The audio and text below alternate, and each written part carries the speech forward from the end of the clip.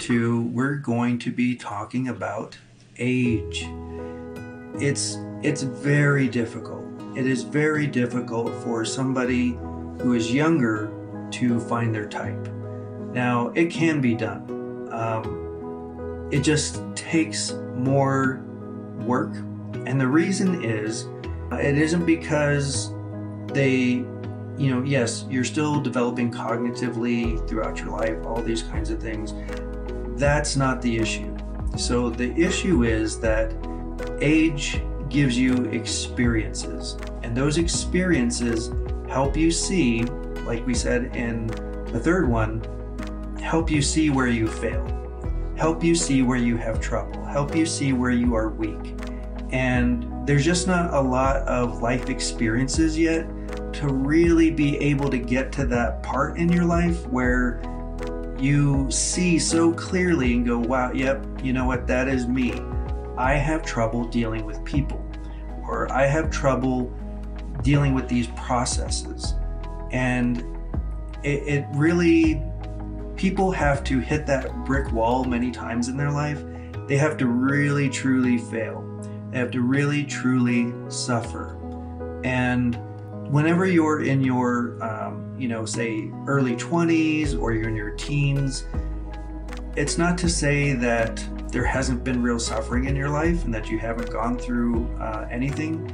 You might have had a much worse life than somebody and suffered more than somebody who's in their 40s. They've never had the trials that you've had. It's not about that.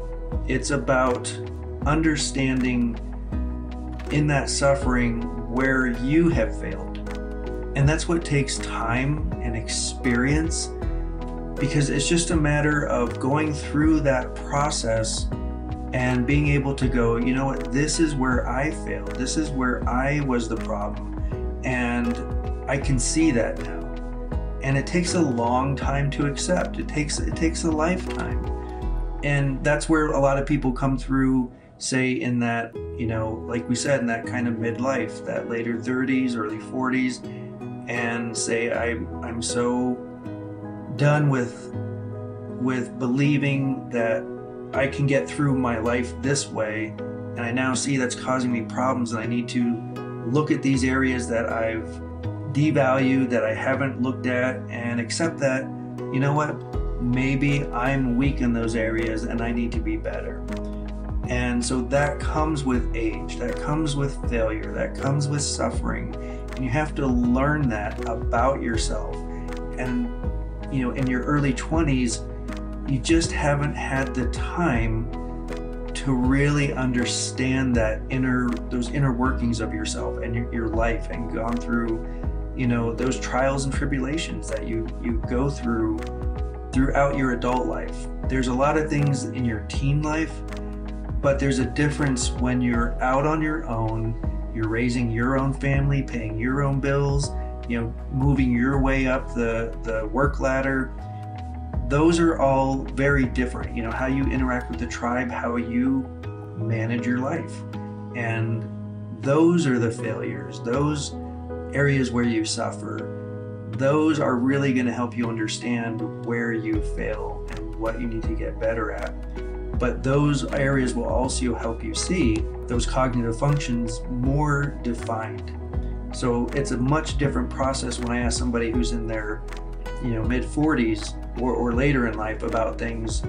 They can really come to certain conclusions more definitively than, say, somebody who's in their early 20s who can't really recognize that as easily.